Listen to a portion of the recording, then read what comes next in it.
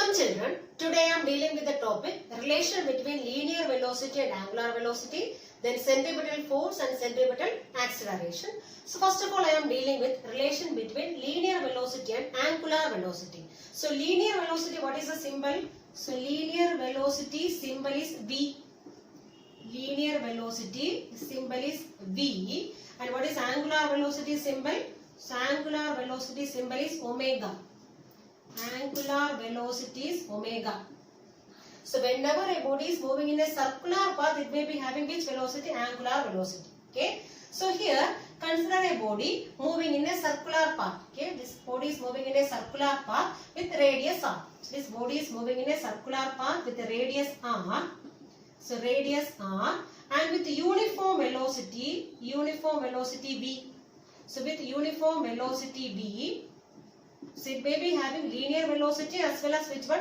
Angular velocity. So linear velocity, what is the direction along the tangent? Suppose here at this point A, what is the direction of linear velocity along this tangent? Okay, so if you are drawing a tangent at that point and is along this direction of tangent only, direction of which one? Linear velocity. So consider a body is moving in a circular path with radius r and with uniform linear velocity which one? V, and with uniform angular velocity omega. And uniform angular velocity omega. So omega. So consider a body moving in a circular path with radius r and having uniform linear velocity v and uniform angular velocity which one? Omega. So it may be having both linear velocity as well as angular velocity. And here suppose in a time interval delta t. So at this time interval delta t, let this body move from position A to which one? Position B. So from A to B. So this body travels from A to B in a time interval which one? Delta t. So initially the body was at position A. So after a time interval delta t, this body reaches to which position? Position B. Okay. So in time interval delta t, this body moves from where to where? From A to B. And here this delta L represents linear displacement. This delta L.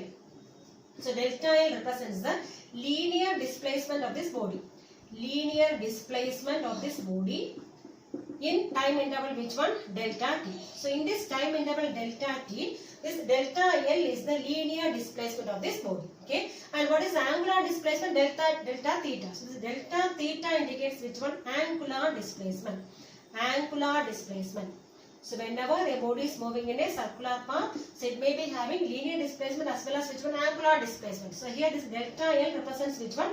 Linear displacement, and this delta theta represents which one? Angular displacement. Okay. Now how will you find this velocity? So how can we find instantaneous velocity? So instantaneous velocity means velocity at a particular instant.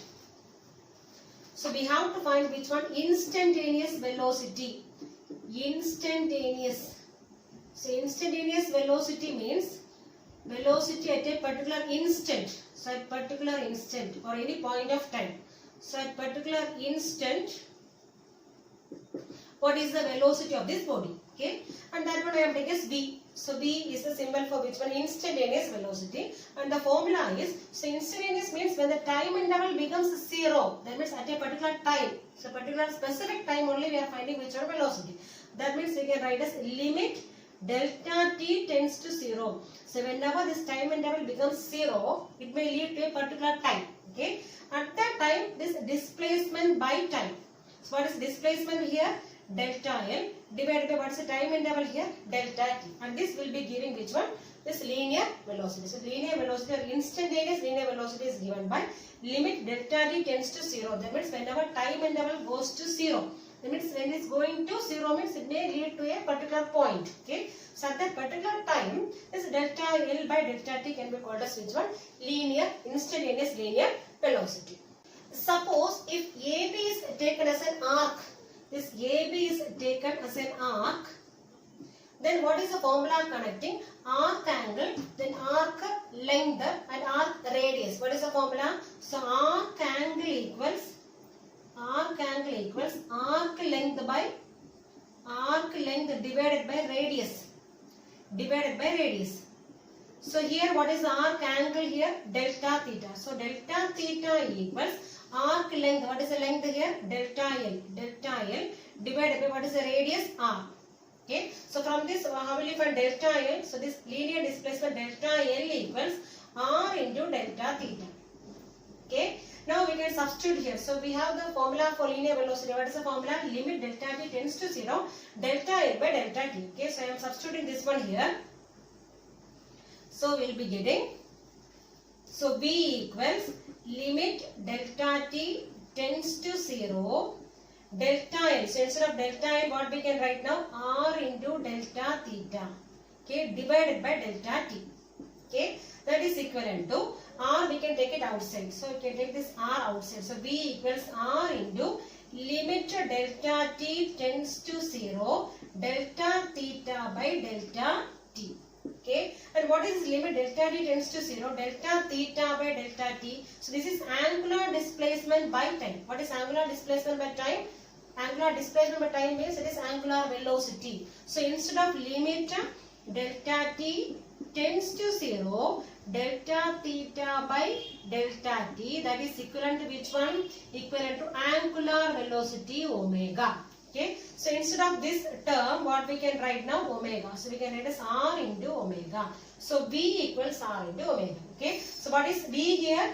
So we got the formula V equals R omega. What is V here? Linear velocity. So linear velocity equals R means radius. Radius into what is omega? Angular velocity.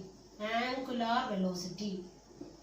Instantaneous angular velocity. That means limit delta t tends to 0, delta theta by delta t equals to omega. So this omega means it is the instantaneous angular velocity. Okay, so angular velocity. So this is the relation connecting which one? Linear velocity and angular velocity. So linear velocity V equals radius into angular velocity. Expression for centripetal acceleration. So what is centripetal acceleration? So whenever a body is moving in a circular path, so there may be an acceleration which is acting towards the center, and that is called as which one? Centripetal acceleration. Okay, and why there is an acceleration like this? Because at each and every point the direction of velocity is changing. So see here, initially the body was here at point P. So initially the body was at point P. So at this point P, what is the direction of linear velocity along this tangent? So this V1. So vector V1 represents the velocity at this point P. Okay, and then again this body is moving to another one position Q. So at this point Q, what is the direction of velocity? It is acting along the tangent at this point. So this vector V2 represents the velocity at this point Q. So we can see that at each and every point the direction of velocity is changing. And we know that this along the tangent only the direction of velocity. Okay, it may be changing at each and every point. And since the direction of linear velocity is continuously changing, there may be an acceleration. Okay, so since the direction of linear velocity is continuously changing, there may be an acceleration. Okay, and that acceleration can be called as which one? Centripetal acceleration. Centripetal acceleration. And here, suppose I am taking the centripetal acceleration as AR. So what is another name for centripetal acceleration? Radial acceleration. Centripetal acceleration, or we can say radial acceleration.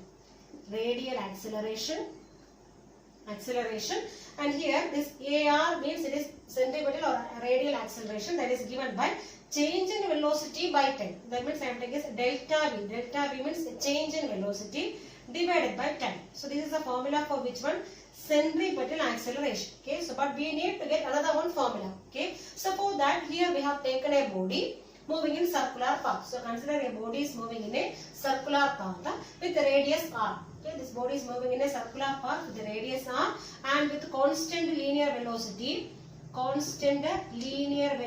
V. So it is moving with a constant linear velocity V. Okay, and uniform angular velocity omega.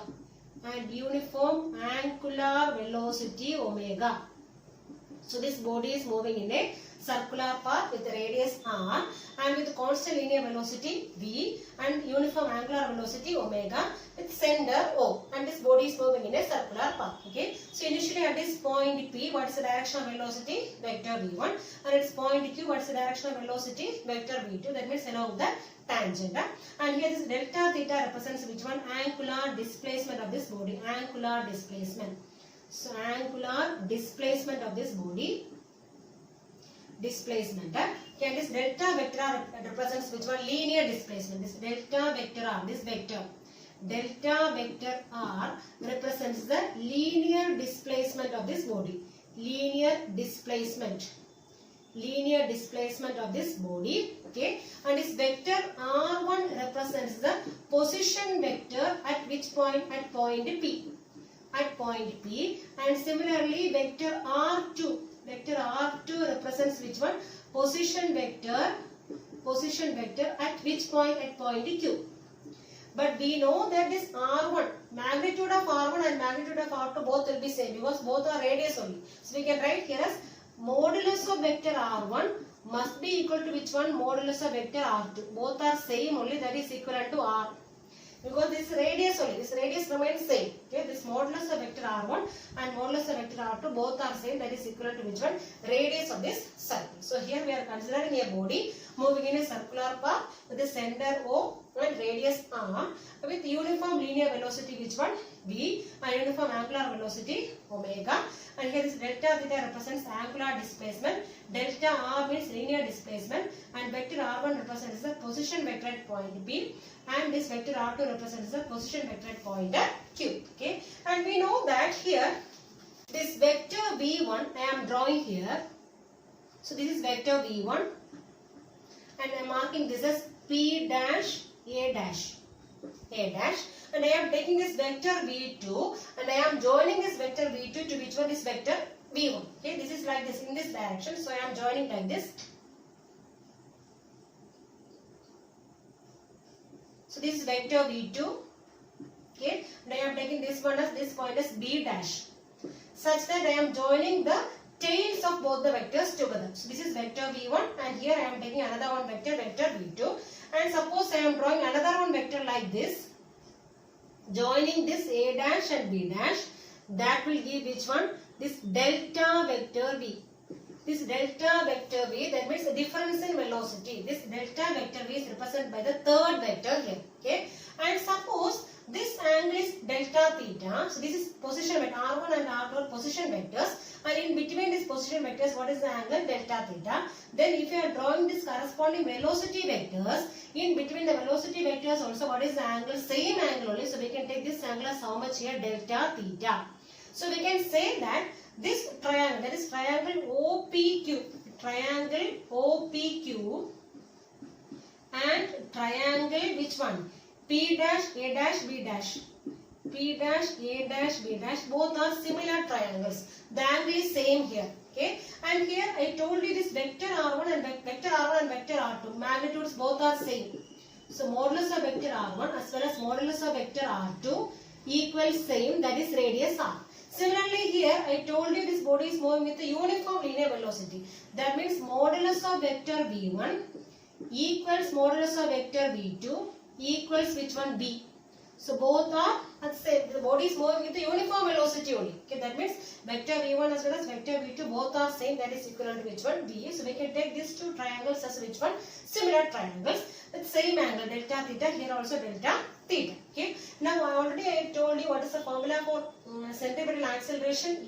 AR equals which one? Delta V by delta T.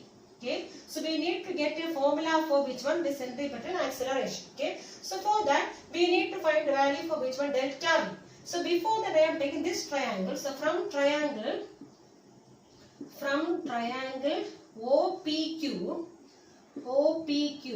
So first of all I am considering this PQ as which one? An arc. So if you consider PQ as an arc, PQ is taken as an arc.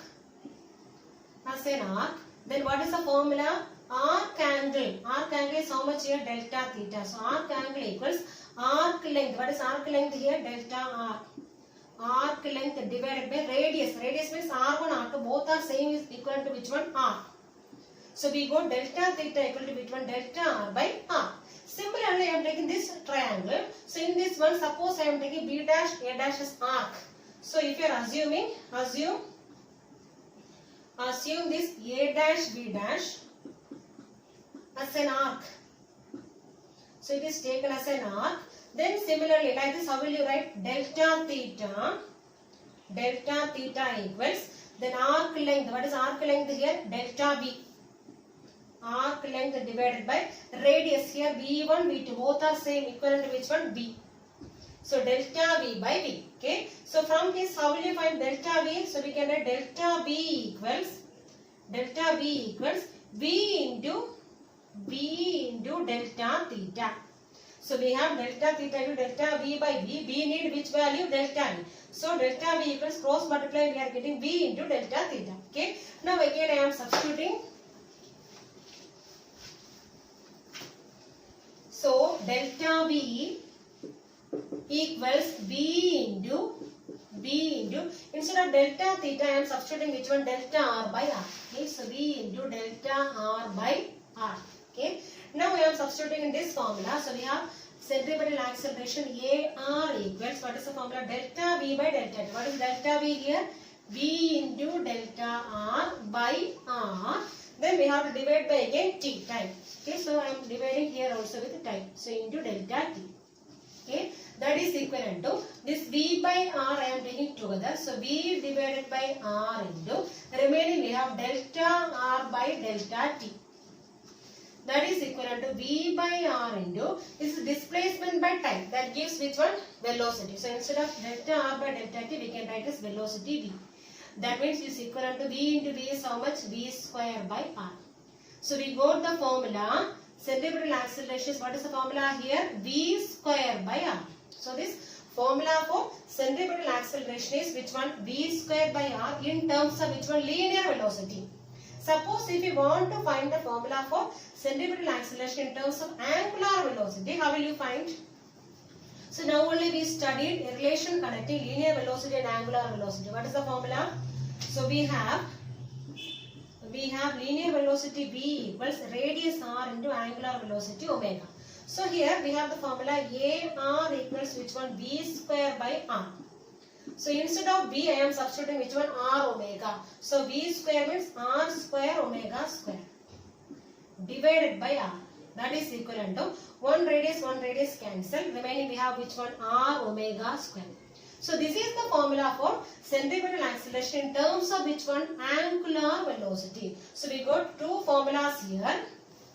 Centripetal acceleration AR equals V square by R, as well as we have another one formula R omega square or omega square R. So this is the formula for centripetal acceleration in terms of linear velocity as well as in terms of angular velocity. Centripetal force symbol is Fc. So whenever a body moves in a circular path, it must be experienced by an acceleration towards the center, and that acceleration can be called as which one? Centripetal acceleration. So whenever a body is moving in a circular path, there must be an acceleration which is acting towards the center, and that one is called as which one? Centripetal acceleration or radial acceleration. Okay. So according to Newton's second law, we know that so whenever there is an acceleration, there must be a force experiencing on that object. So if there is an acceleration, there must be a force acting on this object, and that also will be acting in the direction of which one? Acceleration. So whenever a body is moving in a circular path, so it must be having some acceleration. It is acting towards which direction? Towards the center. This acceleration is acting towards the center. Okay. But we know that according to Newton's second law, what it is saying, so whenever there is an acceleration, there must be a force acting on this body, and that force is also acting in the same direction of acceleration. That means that force can be called as which one? Centripetal force. And the centripetal force is acting towards which direction? Towards the center, Fc. So this Fc is acting towards the center. So there must be an acceleration as well as there must be a force acting towards the center, and this force acting towards the center of this circle can be called as which one? Centripetal force. It is acting towards which one? Towards the center. So this force which is responsible for centripetal acceleration.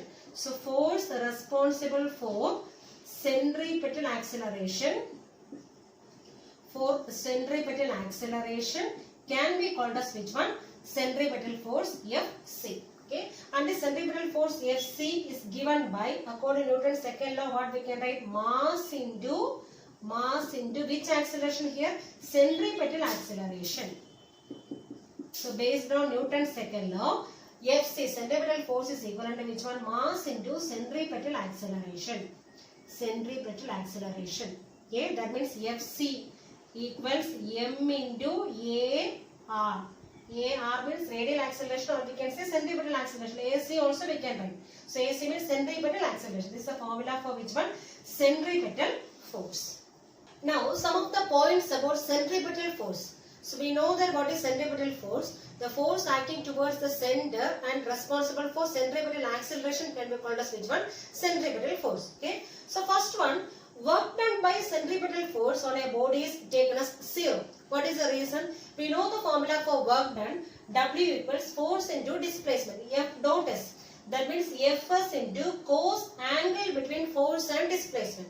So whenever a body is moving in a circular path, so if you are taking the direction of which one? Linear displacement, it is along the tangent. Okay. And similarly, what is the direction of centripetal force? It is acting towards the center. So what is the angle between these two? 90 degree. Okay, so this angle between force and displacement is 90 degree. So we can write here as W equals Fs into cos 90. And what is the value of cos 90? 0. That means work done is taken as 0. So this work done by centripetal force is always taken as which one? 0. Okay. Then second point, a body cannot move in circular path without centripetal force. So whenever a body is moving in a circular path, it must be having which one? Centripetal force. So without centripetal force, this body cannot move. Okay.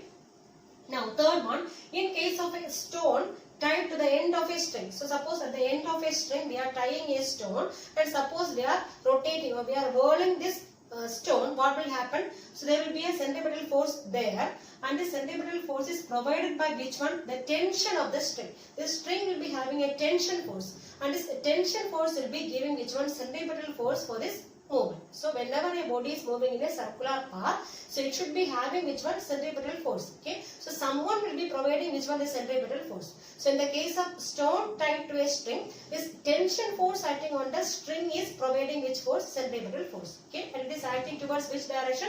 Towards the center.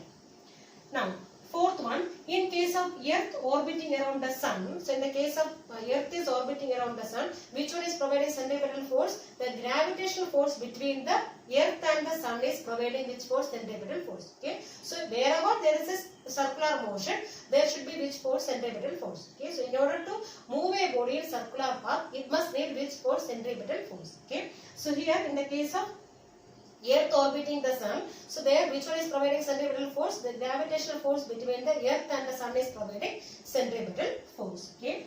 Now fifth one, a body in circular motion experiences a force along the radius directed away from the center. So I told you in the case of circular motion, there must be a force acting towards the center, and that is called as which one? Centripetal force. Okay. So here this body is moving in a circular path.